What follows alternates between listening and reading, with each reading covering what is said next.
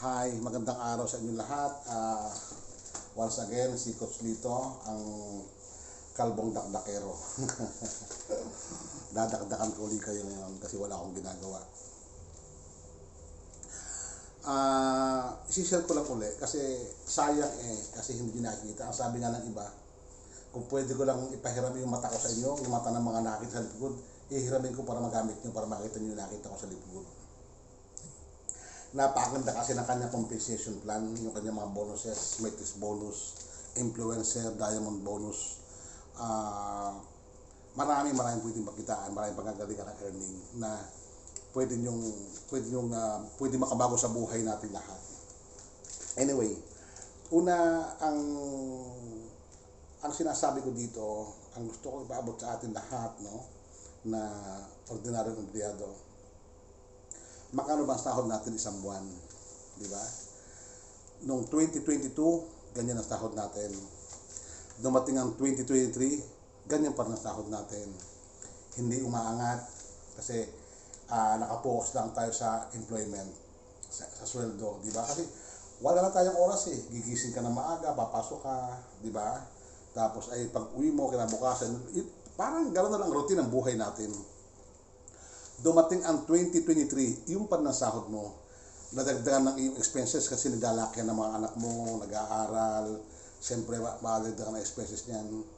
So, ibig sabihin, yung kinikita mo sa company na sahod mo, unti-unting nababawasan, lumalaki ang kita, doon lang ang pinanggagalingan. Iisa ang sources na pinanggagalingan ng income mo. Kaya, sabi ko nga, 2024 na, gusto mo bang sumapit pa yung 2025, 2026, ganyan ka pa din? Tatanda na tayo. Ano? Ang sinasabi natin, nag-aaral ang ating mga anak, na pag nakatapos, ay sila naman, mali Para sa akin, mali. Obligasyon ng magulang na pag-aaral ng mga anak. Obligasyon ng magulang na bigyan ng magandang buhay ang anak, kaya natin pinag-aaral.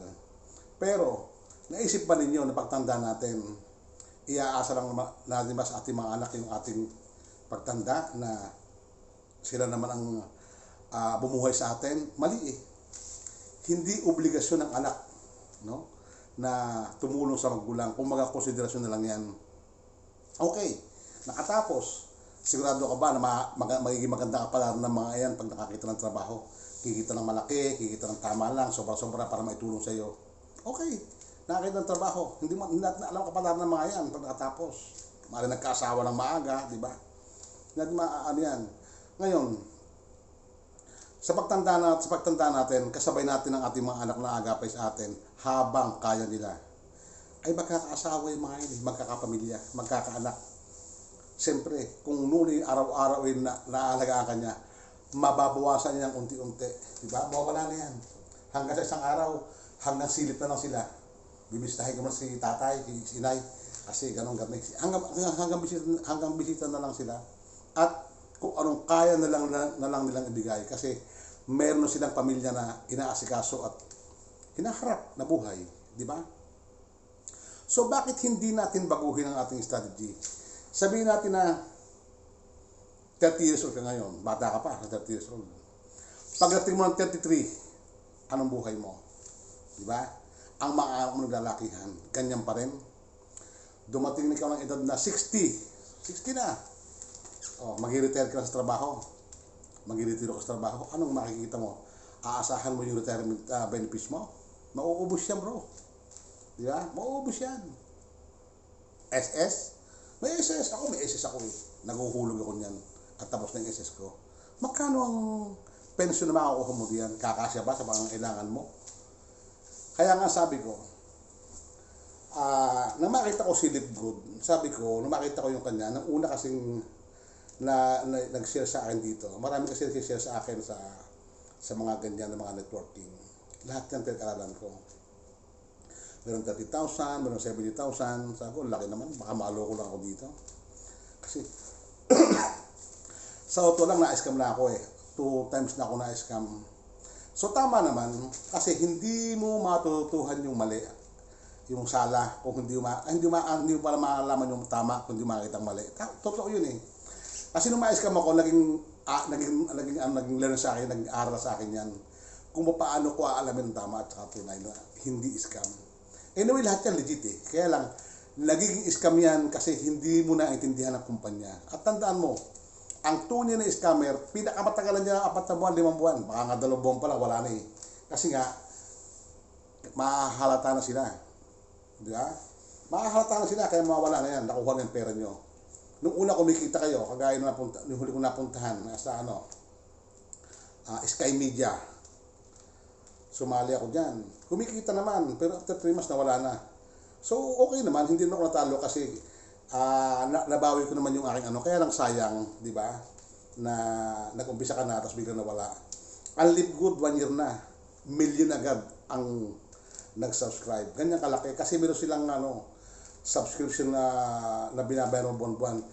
At sa totoo lang, ang mga kumpanya na hindi nalulugi, at ang kumpanya na umaasenso, yung may subscription na binabayaran. Kasi inawalang lugi matatag. Dito kasi, sa loob ng halimbawa, sabi mo sa 3 years, ano ba mangyayari sa buhay mo? Ano bang plano mo? Aasa ka na lang ba sa mga anak mo? Ganun, sa pagtanda mo. Huwag natin iasa sa ating mga anak ang ating pagtanda. Habang malakas tayo, gawin natin. Kung may paraan pa para maging income, magkaroon tayong income na hindi tayo asa sa ating mga anak. At yan, nung makita ko si Live Good. Sabi ko nga, lahat ng nag-share sa akin ng mga link, pinag-aaralan ko yan. At nung makita ko Live Good, napakababa, napakagaan dalahin. Sabi ko dito na. Kasi kahit maloko ko, konti lang ng pera. 3,000 lang ang membership dito, lifetime na yun. Tapos subscribe pa lang ng 580 to 590. Sabihin natin na 600 pesos isang buwan. Tuusin mo sa loob isang taon yun. 600 times 12, 7,200 pesos lang. Napakaliit. Isipin mo na lang, pag nakapag-member ka, ang ginawa mo na lang ay gumawa ka ng isang angkalsya, hinuhulog mo doon ng 600 pesos every month. Pagdating ng isang taon, kukuhanin mo yun lang din makukuha mo. Di ba? Naipon mo sa loob ng isang taon.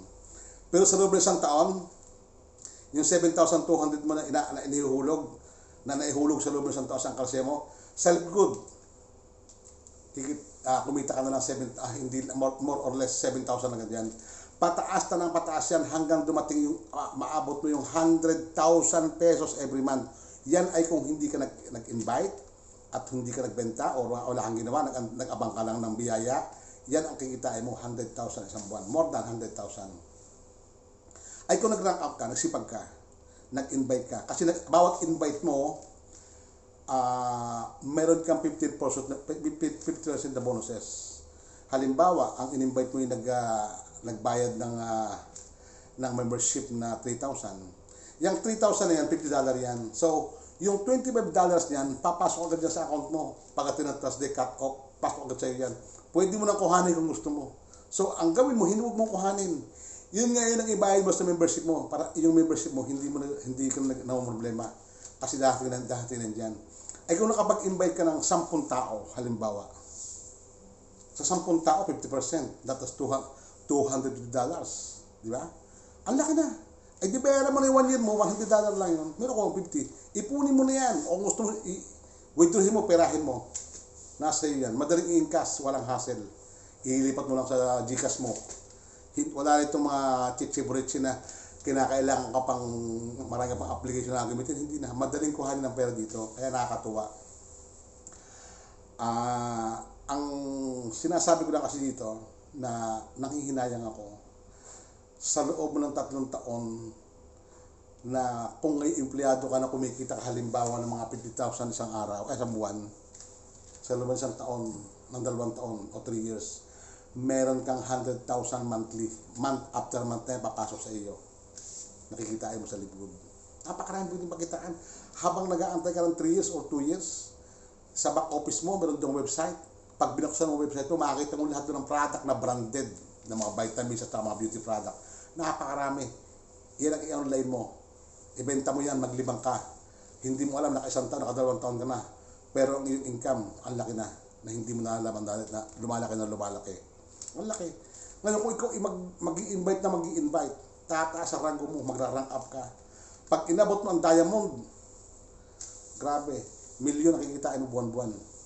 sa laki ng business commission mo, ng mga bonuses. Kasi bawat invite mo, mayroon kang 50%. At yung in-invite mo, may percentage ka pa rin dyan. Kaya ang laki. Kaya sabi ko, sa mga tao na hindi na nag-aalinlangan sumali kay Live Good, sayang. Blessing ito sa atin. Ito na yung pinakamagandang blessing na ibinigay sa atin, na kung inyong i-ignorin at hindi nyo pag-aaralan at sasali ka, hindi kayo sasali kasi nag-aalala kayo, nanghihinayan ka sa pera, hayang. Kasi meron tayong tandaan yung taong reklamador. Ang taong reklamador, yan yung taong hindi yumayaman, hindi ma-asenso. Kasi lahat ng gawin niya, may reklamo yan. Totoo yan. Yung taong tamad na nakaupo lang na gusto yan, no? Pwede yan kay Live Good, tamad, pero magbayad ka lang. Yan ang mahalaga dyan. Magbayad ka lang sa subscription mo na monthly. At sigurado ko sa'yo, dadating ang araw, kikita ka sa ayaw mo ta gusto. At yung month after month na yan. At ang kasarapan pa dito, alam mo kung bakit? Pag nag-diamond ka, kasi nag-rank up ka, masipag ka mag-invite, nakabot ka ng diamond, isipin mo yung CEO, ang ginawa niya, sa halip na yung profit income na company, yung 2% na profit yun hinati-hati pa niya sa mga diamond rank. Gano'ng kaganda na kumpanya ngayon. Kasi dinisign ito sa mga taong, lalo na sa mga networking, na pagod na sa kanilang trabaho sa networking, na namuhunan silang 30,000, namuhunan silang 50,000 or 100,000 more, na kinakailangan mong i-online yung mga product na halos hindi ka na makabenta na kasi ang dami na ninyo, di ba? Ay dito wala kang hirap dito kasi dito kung sakali magbenta ka ng product nito, yung website mo nandoon lahat ng tools. Pag may i-share mo lang yan, pag may nag-order sa'yo, automatic. Wala ka nang gagawin, bahala na ang Live Good yan. Dadating na lang sa yung commission mo sa account mo. Ganyan kaganda ang Live Good. Kaya nga sabi ko, planuhin yung buhay 2 to 3 years from now pag nag-join ka. Promise, gagandang buhay natin dito. Kaya nga sabi ko, mag-join ka, kikita tayong pareho. Pero kung ignorin mo ito, hindi ka kikita. Pero ako, tuloy ang pagkita ko kasi hindi ko titigilan to. Kasi nakita ko rito yung pruweba na pwedeng baguhin itong buhay ko. Ngayon, kung ayaw maniwala, it's okay. But ang puntos ko, isinire ko lang sa inyo yung nakita ko dito. At marami na nagpatunay, napakaingay sa media, sa Facebook, sa YouTube, lahat ito pinag-uusapan. At mismo yung CEO, kasi sa US company ito yung mismo CEO, nagpapaliwanag siya, nagpapakita, hindi gaya ng ibang na ang lumalabas lamang yung mga tao niya, di ba? Kaya magtitiwala ka talaga. Kaya kung interesado ka sa sinasabi ko sa iyo, i-PM mo ako. Ipapaliwanag ko sa iyo ng buo kung ano Live Good. At ang sabi pa ng CEO rito, halimbawa, bumili ka ng product, bumili ka ng vitamins ng Super Red, Super Green, yun ang mga vitamins nila, mga bumili ka halimbawa ng product nila, tapos ay walang nangyari sa iyo, parang wala lang, parang kasi mo nakalokohan lang to, walang kwenta. Ang sabi niya, ibalik mo yung lalagyan sa kanila, ibabalik yung binayad mo, no question and ask. Di ba? Gano'ng kaganda. Kaya nga sabi ko sa inyo, kung mag-join ka sa Live Good under my name, within 1 year at wala nangyari sa buhay mo, sa income mo, yung 7,200 mo plus yung 3,000 na membership mo, ibabalik ko sa iyo. I-save mo ang video ko ito at yan ang katunayan na ibabalik ko ang pera mo pag wala nangyari sa iyo. Sinasabi ko yan kasi naniniwala ako at totoo na na may dating na income sa iyo. Kaya nga sabi niya ito kasi ginawa niya ito ng ni Ben Glisky, hindi lang para sa yumaman kasi ang gusto niya lahat yayaman. Bakit? Kasi nga yung mga bonuses na binibigay niya Kaya nga sabi niya, see you on the top. Ibig sabihin, makikita, sabay-sabay tayo, yayaman tayo lahat dito. Tarbahuhin mo lang. tiwala sa sarili. Kasi unang-una, kapag sumali ka dito, magtiwala ka sa sarili mo. Tandaan mo yan. Huwag mong pakinggan ang sinasabi ng kapwa mo. Ang unang-unang magdi-deny sa iyo ay ang pamilya mo, ang mga kaibigan mo.